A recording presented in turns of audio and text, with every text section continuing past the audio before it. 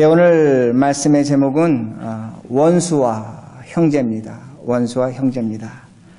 여러분들이 오늘 성경을 읽으셨을 때 얼마나 그 원수와 형제를 구분하시면서 읽으셨는지 잘 모르겠습니다. 그러나 오늘 제가 이제 원수와 형제라는 단어를 사용할 텐데 여러분들이 잘 구분하시면서 말씀을 들으셔야 합니다. 우리를 형제라고 합니다. 우리 형제 자매라고 합니다.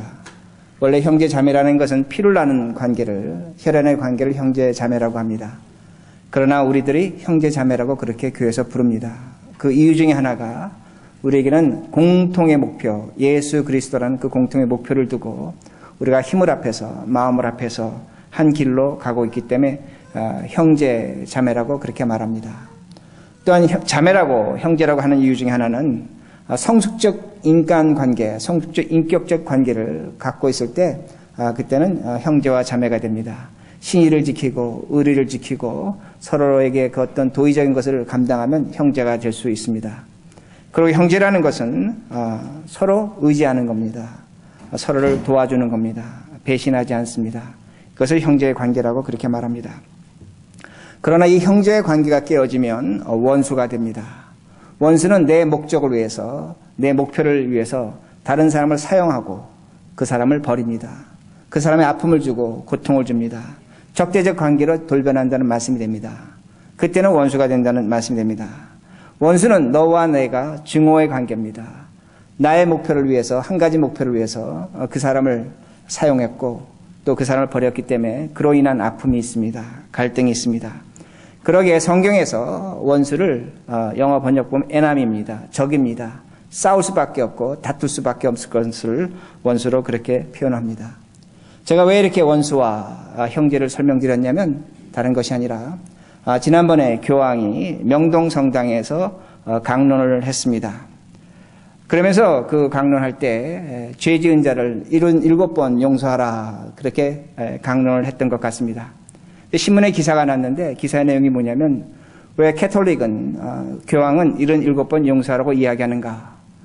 개신교는 7번씩 70번씩 즉 490번을 용서하라고 하는데 왜 그런 차이가 있는가 하면서 신문에 기사가 났습니다. 제가 그 기사를 유심히 봤습니다.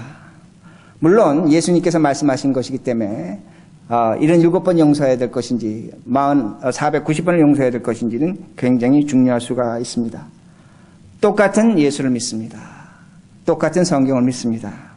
그런데 왜 이런 차이가 나는가? 그것이 신문 기사의 중요한 내용이 됩니다. 그러나 저는 그 신문을 보고 한 가지 좀 생각하는 것이 있었습니다. 이런 숫자가 중요한 것보다 그 강론을 들은 사람들이었습니다. 여러분 신문을 보셔서 아시겠지만 그때 강론을 들을 때 제일 맨 앞줄에 누가 앉아 있었습니까? 위안부 할머니들이 앉아 계셨습니다. 그리고 물론 그 자리에는 여러 계층의 사람들이, 다양한 사람들이 앉아 있었습니다. 교황이 분명히 이렇게 얘기했습니다. 77번 용서하라는 겁니다. 형제에게 죄 지은 자, 형제가 잘못했다고 할지라도 77번 용서하라는 겁니다. 그러면서 교황은 이렇게 얘기합니다. 우리가 다른 사람, 형제를 용서할 때 하나님께서 우리를 용서할 수 있다는 겁니다. 오늘도 성경 구절의 마지막에 보여주지만 우리가 다른 사람을 용서하지 못하면 주님께서 우리를 용서하지 않는다는 겁니다. 그러면서 교황은 이렇게 말합니다. 용서의 명령에 순종함으로써 우리가 다른 사람을 용서할 때, 형제를 용서할 때 하나님께서 우리에게 용서의 능력을 주시고 사랑의 열매를 주신다고 그는 그렇게 말했습니다. 또한 때로는 용서가 불가능하고 비실용적이고 거부감도 주지만 용서함으로 하나님의 힘을 체험한다는 겁니다. 예수 그리스도의 십자가는 분열의 간격을 메우고 상처를 치유하며 형제적인 사랑을 이룬다고 그렇게 말을 했습니다. 다 맞는 말이 된다는 겁니다. 그러나 제가 그 설교를, 그 강론을 신문을 통해서 들었지만 제 마음속에 떠나지 않는 것은 무엇이었냐면 그 맨 앞줄에 앉아있는 위안부 할머니들이었다는 겁니다. 그 중에 14살 어린 나이에, 14살입니다. 14살 어린 나이에 그 먼 이방 땅으로 끌려갔습니다. 그리고 짐승과 같은 일본 군인들에 의해서 성적 놀이개로 수많은 세월을 착취를 당했습니다. 아픔을 당했습니다. 평생을 고통으로 살아왔다는 겁니다. 그리고 위안부 할머니들의 특징이 있습니다. 몸에 상처가 있다는 겁니다. 대부분의 할머니들이 상처가 있습니다. 그 상처로 인해서 고국에 돌아왔지만 결혼 생활을 할 수가 없었습니다. 대부분 너무나 불행한 결혼 생활을 했습니다. 그들은 평생을 가난으로 살았습니다. 그리고 그 마음의 상처로, 그 몸의 고통으로 그들은 불행을 참으며 평생을 살았다는 겁니다. 그러나 이들은 어떤 면에서 좀 나을지도 모릅니다. 많은 우리 할머니들, 위안부 할머니들, 그 남방 땅에 끌려가서 돌아오질 못했습니다. 너무 어린 나이에 끌려가서 어떻게 올 줄을 몰랐습니다. 그것을 살다 보니까 우리 조선말을 다 잊어버렸습니다. 그러나 그 마음속에 부모가 있었습니다. 그 마음속에 사랑하는 형제와 자매들이 있었습니다. 그들을 그리워하며 그 땅에서 자살로 비참하게 인생을 마감한 사람들이 있다는 겁니다. 교황은 그들 앞에서 분명히 얘기했습니다. 형제를 7번씩, 이런 7번씩 용서하라는 겁니다. 490번이라도 용서하라는 겁니다. 아마 할머니들은 이렇게 들으셨을 것입니다. 교황이 우리에게 일본 사람들 용서하라고 한다. 용서해야지, 용서해야지. 아마 그렇게 생각하셨을 것입니다. 이런 7번이라도 490번이라도 용서해야 될 것이라고 그렇게 생각하셨다는 겁니다. 그러나 저는 어떻게 생각하냐면 만약에 예수님이 그 자리에 계셨다면, 그 할머니들을 앉혀놓고 설교하셨다면 어떻게 설교하셨을까를 생각해 봤다는 겁니다. 분명히 예수님은 이런 7번 용서하지 하라고 그렇게 말씀하지 않으셨습니다. 490번 용서하라고 분명히 말씀하지 않으셨다는 겁니다. 예수님은 원수와 형제를 구분하며 분명히 설교하셨을 것이라는 말씀이 됩니다. 제가 처음에 형제와 원수를 구분하면서 말씀을 드렸습니다. 제가 먼저 원수를 말씀드리겠습니다. 원수는 다른 것이 아니라 형제적 관계가 깨어지면 원수가 된다는 겁니다. 공동의 목표에서 자신의 이익을 위해서 그 사람을 이용하고 착취하고 버리면 그건 원수가 된다는 겁니다. 그러게 마태복음 오늘 읽어주신 말씀인데 5장 43절에서 44절 이렇게 말씀합니다. 또 내 이웃을 사랑하고 내 원수를 미워하라 했다는 것을 너희가 들었으나 나는 너희에게 이르노니 너희 원수를 사랑하여 너희를 박해하는 자를 위하여 기도하라. 성경 우리에게 분명히 가르쳐 줍니다. 원수는 복수의 대상이 아닙니다. 원수는 사랑의 대상입니다. 나의 기도의 대상이라는 말씀이 됩니다. 어떤 분에게 원수가 있었습니다. 제가 아는 분입니다. 그 원수는 자신의 사랑하는 사람을 유혹하고 빼앗아가고 그 가정을 철저하게 망하게 했습니다. 그 원수를 생각할 때마다 잠을 자지 못합니다. 치를 떱니다. 근데 성경은 말씀합니다. 그 원수를 사랑하라는 겁니다. 그 원수를 위해 기도하라는 겁니다. 그분은 이것을 도저히 못하겠다고 그렇게 말을 합니다. 로마서 12장 19절에 20절에 이런 말씀이 있습니다. 원수 갚는 것은 하나님께 있다는 겁니다. 그러게 너희는 원수 갚지 말고 그 원수가 목마를 때 마실 물을 주고 배고플 때 먹을 걸 주라는 겁니다. 그러면 그 원수 머리 위에 하나님께 숯불을 쌓아 놓을 거라고 그렇게 말씀하십니다. 저는 여러분에게 질문할 수 있습니다. 여러분에게 원수 있습니까? 여러분 정말 원수를 만나보신 적이 있습니까? 만약에 여러분에게 원수가 있다면 여러분 그 원수를 위해 기도할 수 있습니까? 그 원수를 사랑할 수 있습니까?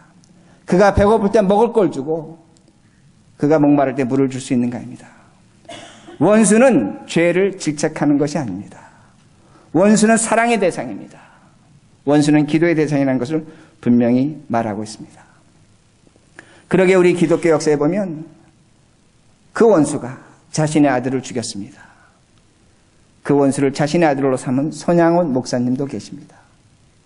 또한 교황이 말한 대로 우리가 원수를 사랑하면, 원수를 정말 위해서 우리가 용서하면, 아마 기도하면 하나님께서 우리에게 능력을 주셔서 그 원수를 사랑할 수 있을지도 모릅니다. 그러나 제가 다시 질문합니다. 여러분에게 막상 원수가 생겼다고 생각해 보자는 겁니다. 나에게 원수가 있다고 생각해 보자는 겁니다. 여러분 정말로 사랑할 수 있는가입니다. 정말로 원수가 있다면 사랑하고 싶어도 사랑하지 못합니다. 어떤 분은 이렇게 얘기합니다. 나는 그 원수를 정말로 사랑했습니다. 다시 한번 용서했습니다. 그 원수가 저를 배신했습니다. 그거 갖고 아파하고 괴로워합니다. 더 나아가서 많은 믿는 사람들이, 우리들이 원수를 사랑하지는 못하는 것 때문에 죄책감에 빠져 있다는 겁니다. 그런데 왜 성경 우리에게 원수를 사랑하라고 말씀하는가?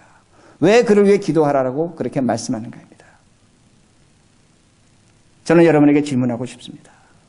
여러분의 인생에서 가장 중요한 것이 무엇입니까? 여러분의 인생에서 가장 중요한 것이 사랑하는 사람입니까? 돈입니까? 명예입니까? 물질입니까? 자식입니까? 무엇이 가장 중요합니까? 우리에게 가장 중요한 것은 시간입니다. 시간입니다. 우리가 아침마다 전도서 합니다. 전도서 기자 솔로몬은 모든 걸 갖고 있었습니다. 그러나 가장 그가 절망을 느끼고 아픔을 느끼고 원망하는 것은 뭐냐면 죽음의 시간 앞에서 그가 좌절하고 있다는 겁니다. 시간이 있으면 제가 좀 전에 말씀드린 사랑하는 사람, 건강, 물질, 명예 다 나의 것이 될 수가 있습니다. 그러나 시간이 없다면, 시간이 사라진다면 이것은 모든 것은 헛된 것이 된다는 말씀이 됩니다. 오늘날 가장 불행한 것은 무엇이냐면 원수 때문에 자신의 시간을 낭비하고 있다는 겁니다. 원수에 매어 달리고 있다는 겁니다. 그러기에 오늘도 아픔과 원망과 절망으로 그 원수와 씨름하고 있다는 말씀이 됩니다. 심지어는 어떤 분은 이렇게 얘기합니다. 그 원수 때문에 내가 차라리 죽겠다는 겁니다. 이 세상을 떠나겠다고 말합니다. 여러분 착각하지 마시기 바랍니다. 여러분의 원수가 여러분의 시간 빼앗아가진 않았습니다. 여러분의 원수는 여러분의 물질을 빼앗아갔습니다.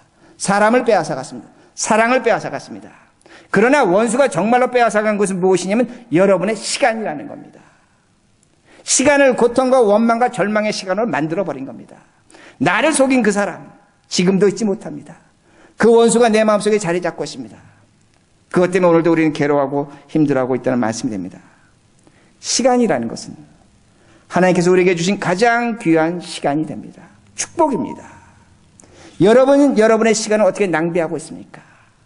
오늘도 그 원수 때문에 여러분을 그 시간을 고통의 시간으로 쓰고 있다면 여러분의 미래도 없는 겁니다. 미래도 절망의 시간으로 변질합니다. 과거는 원망의 시간으로 변질한다는 겁니다. 그러나 그 주어진 하나님의 말씀대로 내가 그 원수를 위해서 기도한다면, 사랑하는 척이라도 한다면 시간은 달라지는 겁니다. 그러기에 주님께서 말씀하십니다. 내가 원수의 머리에 숯불을 쌓아두겠다는 겁니다. 원수 갚는 것이 내게 있다는 겁니다. 내가 너에게 귀한 시간, 사랑의 시간 돌려주겠다는 겁니다. 그 사람 돌려주겠다는 겁니다. 기쁨의 시간 돌려주겠다는 겁니다. 이것이 주님의 말씀입니다. 그러기에 저는 여러분에게, 우리 스스로에게 이야기해야 됩니다. 원수에게 시간 뺏기지 마시기 바랍니다. 인생의 가장 귀한 것은 시간입니다. 두 번 다시 돌아오지 않습니다. 그걸 빼앗기지 말라는 말씀입니다. 그러기에 주님은 그 원수를 향해서 기도하라고 하십니다. 사랑하라고 말씀하십니다. 그리고 두 번째, 우리 주님께서 형제에 대해서 이렇게 말씀하십니다. 오늘 15절 전반절입니다. 전반절 보시기 바랍니다. 주님은 내 형제가 죄를 범하거든, 내 형제가 죄를 범하거든. 그래서 이 말씀의 의미는, 정확한 의미는 내 형제가 너에게 죄를 범하거든, 나에게 죄를 범하거든. 여기서 형제라는 단어 씁니다. 잊지 마시기 바랍니다. 원수가 아닙니다. 형제가 너에게 개인적으로 죄를 범하거든, 개인적인 죄를 범했다는 겁니다. 사소한 죄를 범했다는 겁니다. 15절 후반절입니다. 너와 그 사람과만 상대하여 권고하라. 만일 들으면 내가 내 형제를 얻은 것이요. 너와 그 사람만 상대하여 권고하라는 겁니다. 둘이 만나서 조용히 권고하라고 합니다. 그래서 권고한다는 건 질책한다는 겁니다. 책망한다는 겁니다. 꾸짖는다는 겁니다. 그 사람이 너에게 잘못했다면 그 사람의 죄를 책망하고 질책하고 꾸짖으라고 그렇게 분명히 말씀합니다. 그래서 그 사람이 너의 말을 들으면 너는 그 형제를 얻은 것이라고 그렇게 성경은 가르쳐줍니다. 그러나 그 말을 듣지 않습니다. 그럼 16절과 17절입니다. 만일 듣지 않거든 한두 사람을 데리고 가서 두세 증인의 입으로 말마다 확증하게 하라. 만일 그들의 말도 듣지 않거든 교회의 말하고 교회의 말도 듣지 않거든 이방인과 세리와 같이 여기라. 이 말씀 뭐냐면 네 말을 듣지 않으면, 그 잘못을 회개하지 않으면 그 사람을 증인을 세우라는 겁니다. 개인적으로 알만한 사람 두세 사람을 세워서 증인을 세워서 그 사람이 말하는 것마다 잘못을 기억하게 하라는 겁니다. 그런데 증인의 말도 듣지 않습니다. 그러면 어디로 데려가라고 합니까? 교회로 데려가라는 겁니다. 교회라는 건 많은 사람이 있는 것입니다. 많은 사람 앞에서 이 사람이 이런저런 잘못했습니다. 알려주라는 겁니다. 개인적인 잘못이지만 지금 어디까지 갔습니까? 공공으로 간 겁니다. 교회까지 간 겁니다. 그리고 그 사람이 그 말을 듣고 회개하면 받아주라는 겁니다. 그러나 받아주지 않으면 그 사람 누구와 같이? 세리와 세인같이 여기라고 그렇게 말씀합니다. 예수님 당시에 죄인과 세리는 예루살렘 성전에 올라가서 예배를 드리지 못했습니다. 어떤 표현이 되냐면 교회에서 쫓아내라는 겁니다. 누구를? 형제를 이겁니다. 그러게 19절에 다시 이렇게 말씀합니다. 진실로 다시 너에게 이르노니 너희 중 두 사람이 땅에서 합심하여 무엇이든지 구하면 하늘에 계신 내 아버지께서 그들을 위하여 이루게 하시리라. 우리는 이 말씀을 두 사람이 함께 모여서 기도하면 하나님께서 들어주신다 그렇게 많이 해석합니다. 그러나 성경에 앞뒤를 보면 어떤 의미가 되냐면 너희들이 이렇게 한 사람의 죄를 놓고 질책하고 경계하고 회개시키려고 할 때 하늘의 하나님께서 그걸 받아주신다는 그런 말씀이 됩니다. 문제는 뭐냐면 오늘날 교회는 이것에 반대로 행동합니다. 오늘날 우리는 어떻게 합니까? 원수를 질책합니다. 원수를 책망합니다. 원수와 싸우고 있다는 겁니다. 우리는 형제의 죄를 철저하게 지적하지 않습니다. 형제를 용서해야 된다고 말합니다. 무조건 용서해야 된다고 그렇게 말하고 있다는 겁니다. 그러나 성경은 우리에게 다시 한번 말씀하고 있습니다. 형제가 잘못하면 죄를 질책하라는 겁니다. 그를 회개 자리까지 끌고 가라는 겁니다. 이걸 분명히 말씀합니다. 그런데 오늘도 우리는 원수와 싸우고 있습니다. 원수의 죄를 드러내고 있습니다. 원수와 다투고 있다는 겁니다. 다시 말씀드립니다. 원수는 사랑의 대상입니다. 복수의 대상도 아니고 미움의 대상이 아닙니다. 기도의 대상입니다. 그러나 형제는 분명히 성경이 말씀하고 있는 것이 뭐냐면 그 죄를 드러내고 질책하라고 분명히 말씀하고 있습니다. 이게 혼란스러운 겁니다. 그러니까 교회도 가정도 공동체도 엉망으로 되어가고 있다는 말씀이 됩니다. 그러게 이러한 배경에서 지금 베드로가 주님께 질문하는 겁니다. 그리고 21절 보시면 아주 중요한 단어가 나오는데 21절 전반절에 그때에 라는 단어가 나옵니다. 그때에. 왜 성경이 그때라고 단어를 표현하고 있는가 합니다. 이 말씀은 어떤 의미가 되냐면 베드로가 이 말을 듣고 형제가 잘못하면 그를 질책하고 그 죄를 징계하고 그 죄를 끌어내고 그를 회개시키라는 겁니다. 그리고 그를 용서해 주는 그런 문제가 됩니다. 그러니까 지금 베드로가 뭐라고 얘기하냐면 이렇게 얘기하는 겁니다. 주님, 그 형제가 잘못했다고 죄를 시인했습니다. 그를 인정했습니다. 그리고 회개하면 몇 번을 용서해야 됩니까? 몇 번을 용서해야 됩니까? 그걸 질문하는 겁니다. 그러니까 우리가 일반적으로 알고 있는 내용과 완전히 반대의 내용입니다. 성경이 우리에게 얘기하고 있는 내용은 무엇이냐면 그때에 즉 그 죄를 지적하고 그 죄를 그가 알고 회개해서 용서를 구하면 몇 번 용서해야 됩니까? 7번 용서해야 됩니까? 그러니까 주님께서 말씀하십니다. 용서는 7번이 아니라 7번씩 70번씩 용서해야 된다고 그렇게 말씀합니다. 이와 똑같은 평행본문이 누가복음 17장 3절과 4절입니다. 똑같은 내용인데 주님께서 누가복음에 이렇게 말씀하십니다. 제가 읽습니다. 너희는 스스로 조심하라. 만일 내 형제가 죄를 범하거든 경고하고 회개하거든 용서하라. 경고하고 회개하거든 용서하라. 만일 하루에 7번이라도 내게 죄를 짓고 7번 내게 돌아와 내가 회개하노라 하거든 너는 용서하라 하시더라. 누구에게? 형제에게입니다. 형제는 죄를 지으면 그 죄의 질책을 당해야 됩니다. 그리고 그 죄를 갖고 회개해야 됩니다. 회개하고 돌아오면 7번 용서하라고 그렇게 말씀하고 있다는 것입니다. 문제는 뭐냐면 형제가 회개하지 않는다는 겁니다. 회개하지 않으면 용서할 수 없습니다. 이게 형제와 관계라는 말씀이 됩니다. 원수는 회개할 필요가 없다는 말씀이 됩니다.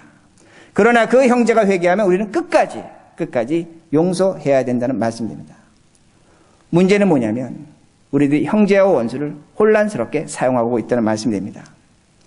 그러게 다시 제가 일본을 말씀드립니다. 일본이 우리의 원수입니까? 우리의 이웃입니까? 여러분 어떻게 생각하십니까?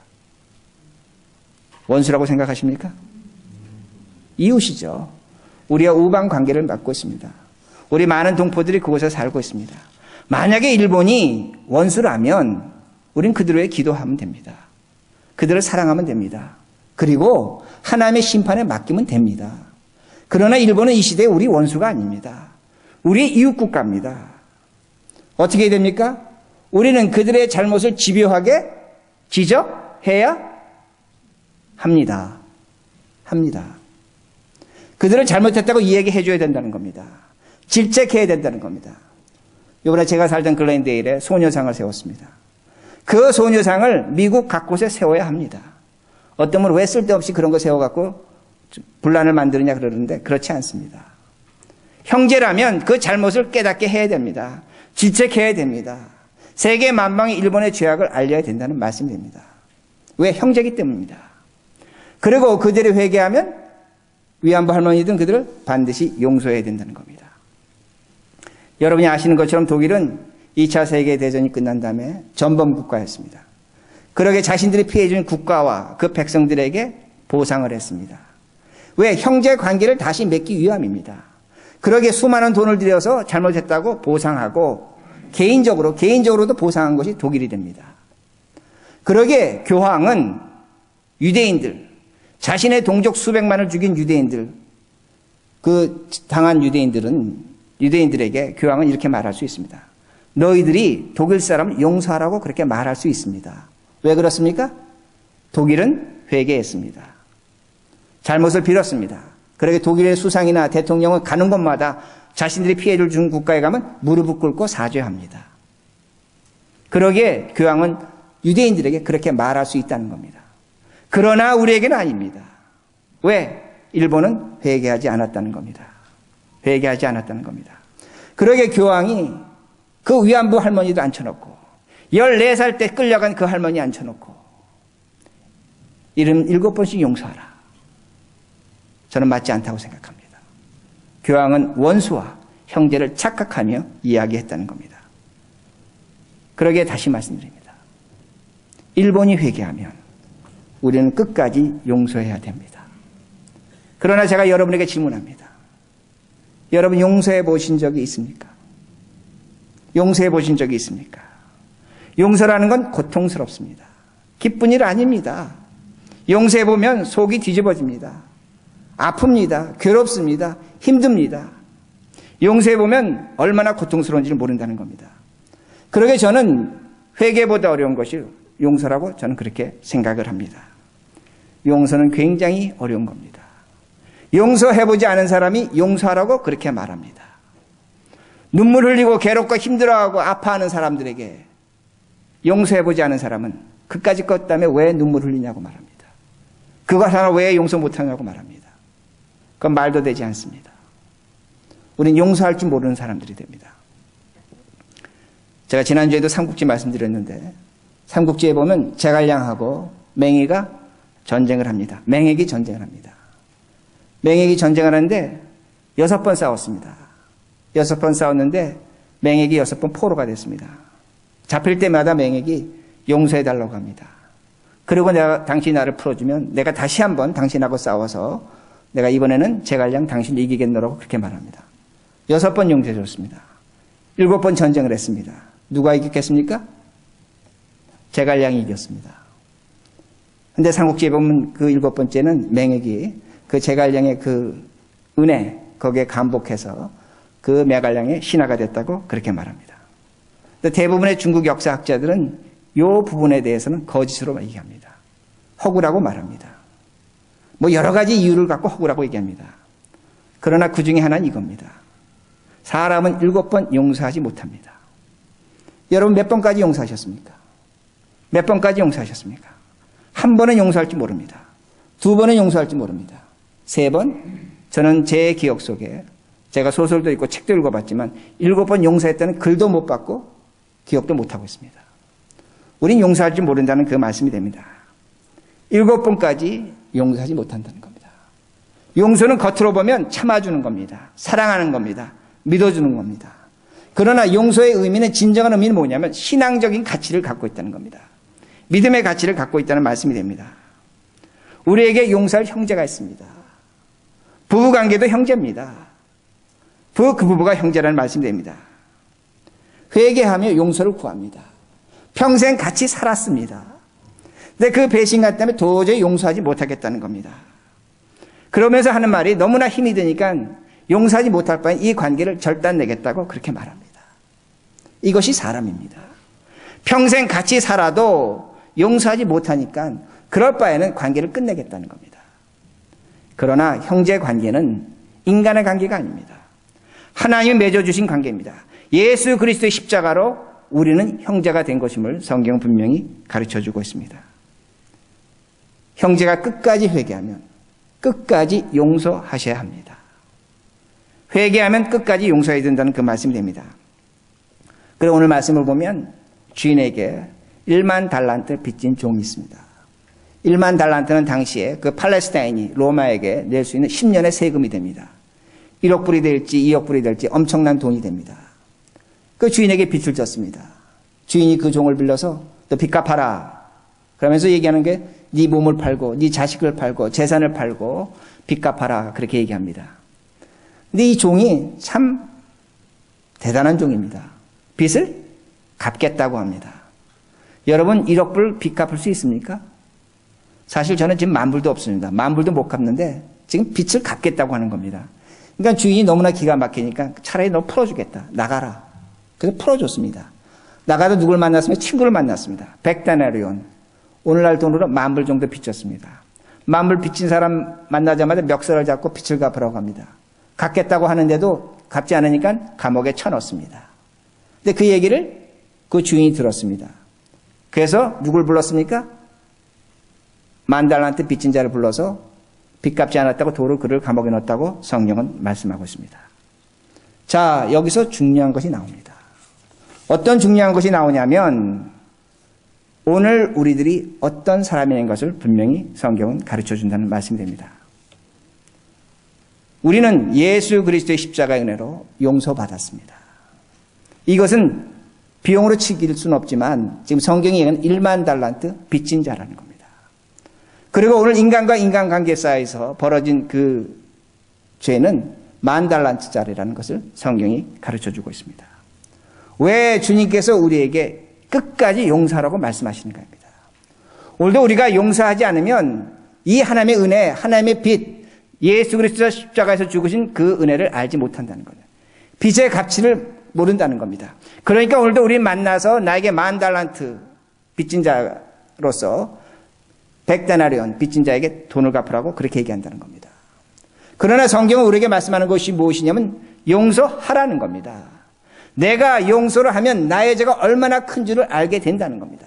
내가 오늘 용서를 하면 내가 10,000달란트의 빚진 자라는 겁니다.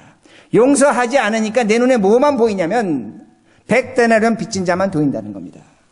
그러기에 주님께서 이 예화를 말씀하시는 겁니다. 오늘 우리가 용서하지 못하는 이유는 단 하나입니다. 예수 그리스도가 십자가에 죽으신 그 사랑의 은혜, 그 빛의 가치를 모른다는 말씀이 됩니다. 그러기에 용서해 보시기 바랍니다. 용서해 보면 그 사람의 죄가 결코 크지 않습니다. 우리의 죄가 얼마나 크다는 것을 분명히 알 수 있다는 겁니다. 용서해 본 자만의 특권이요 은혜라는 말씀이 됩니다.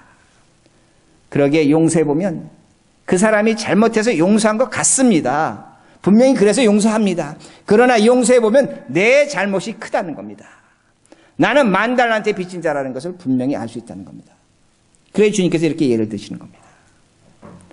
그러기에 우리는 오늘도 용서할 수 없다고 얘기합니다. 용서할 수 없다면 오늘도 우리는 100데나리온의 빚진 자를 갖고 싸우는 사람이 됩니다. 그러나 오늘 우리가 용서한다면 하나님의 은혜, 십자가의 은혜를 아는 사람이란 말씀이 됩니다. 그러기에 말씀을 마칩니다. 우리에게 원수가 있습니다. 원수는 싸움의 대상이 아닙니다. 미움의 대상이 아닙니다. 기도와 사랑의 대상이라는 것을 성경은 분명히 말씀합니다. 왜 그런가? 시간 낭비하지 마시기 바랍니다. 우리의 미래, 우리의 과거, 우리의 현재 이 시간 속에서 하나님의 은혜를 찾으시고 하나님의 돌려주심을, 하나님의 그 복을 받으려면 여러분 결코 이 시간 속에서 원수와 싸우지 마시기 바랍니다. 우리에게 형제가 있습니다. 형제가 회개하면 끝까지 그를 받아주셔야 합니다. 그를 용서하셔야 됩니다. 우리들이 용서할 때 진정한 예수 그리스도의 은혜, 내 죄가 보이고 하나님의 크신 은혜를 알게 됩니다. 오늘도 용서하지 못하면 우리 오늘도 그 상대방을 정죄하며 손가락질하며 살아갑니다. 100데나리온 용서하지 못하는 자와 똑같다는 겁니다. 그러게 주님께서 마지막으로 말씀하십니다. 너가 그를 용서하면 나는 너를 용서할 것이라고 말씀하십니다. 이 말씀으로 사시는 우리 모두가 되길 바랍니다.